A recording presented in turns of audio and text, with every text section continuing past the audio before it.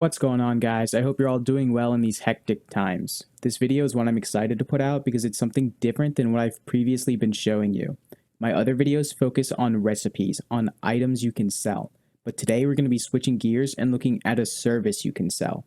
Farming old raids for mounts has become a popular activity in WoW, especially in periods like this when we're at the end of the last patch in an expansion waiting for the next one.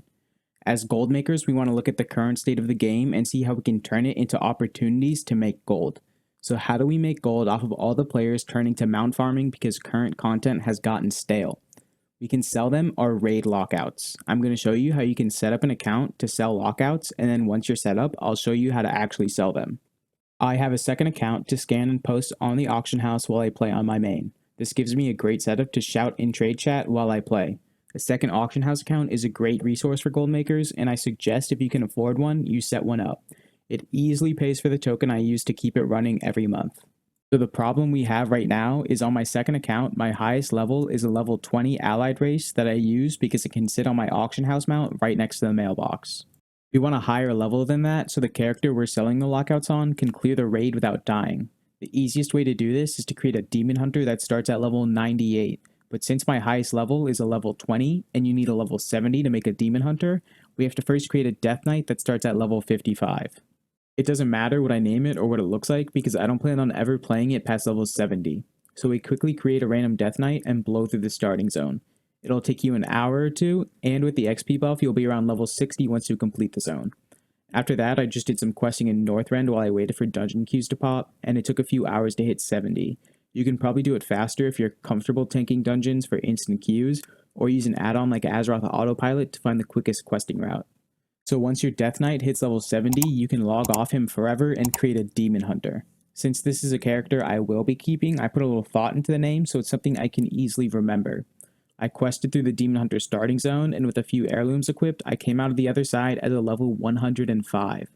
Ideally, I would get to 120 and get geared so I can easily clear the raids by myself, but I decided it would be faster to just use my main account to carry my second account through the raids. So to start it off, I bring both of my accounts over to Ice Crown and enter the raid.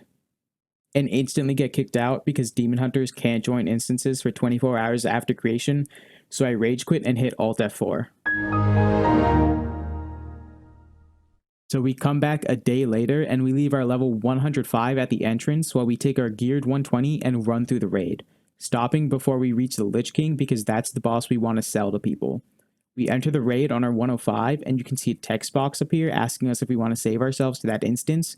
We accept it, and now our Demon Hunter has a 25-man ICC lockout that we can sell.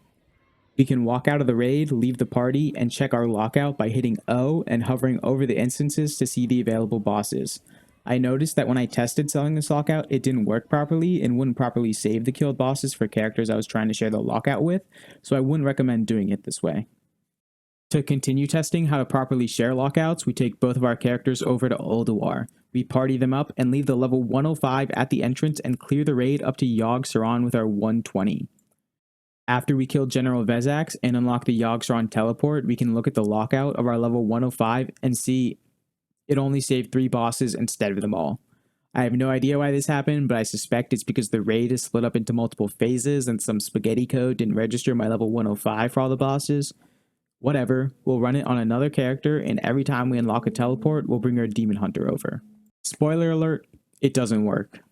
I'm a little frustrated at this point, but I decided to try one more time with a third character, and this time I set my Demon Hunter to follow him and have my Demon Hunter tag every boss before I kill it, and it finally works. So this is the method I recommend. Have your level 105 follow your 120 through all the raids, tag the bosses with your 105, and then kill it with your 120.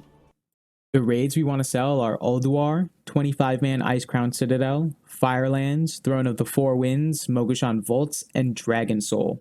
I want to try selling the Gul'dan Nighthold mount, the Fellhounds of Sargeras and Taurus mount, and the G-Kun Throne of Thunder mount, but I need to level up my Demon Hunter and do some quest lines before I can access those areas, so I haven't tested them yet to make sure it's possible.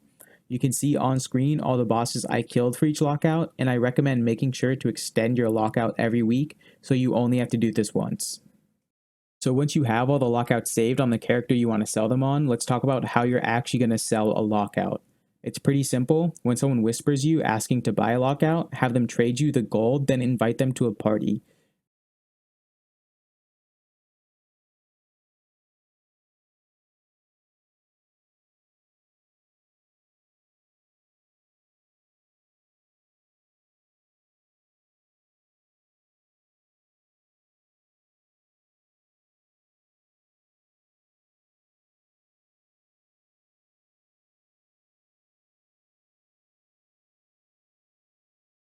Then they'll travel to the raid and enter it while you're still the party leader, and once they're inside, you promote them to leader and they kick you from the party. Now they can walk right up to the boss and kill it while your lockout is unaffected. It's up to you to decide how much you want to sell each lockout for. I sell mine from between 500 to 1,000 gold, but I've seen them go for up to 2 or 3,000 per lockout. Now, I don't want to claim this is some insane gold making method that's going to make you millions. It's pretty server dependent, and the best way to make money off of it is to build a list of regular customers, and that might take a while. But if you have a second account that's forever sitting at the auction house and not using trade chat, this is a great boost to your income that once you set it up, you can use forever as long as you remember to extend the lockout every week. There we go, guys. A service you can start selling right after you spend a day or two setting it up. I'm sorry it took a little bit to get this video out, but testing all the lockout stuff to make sure it was all working correctly took way longer than I expected. Thanks for watching. If you learned something new, maybe drop a like, and I'll see you guys next time.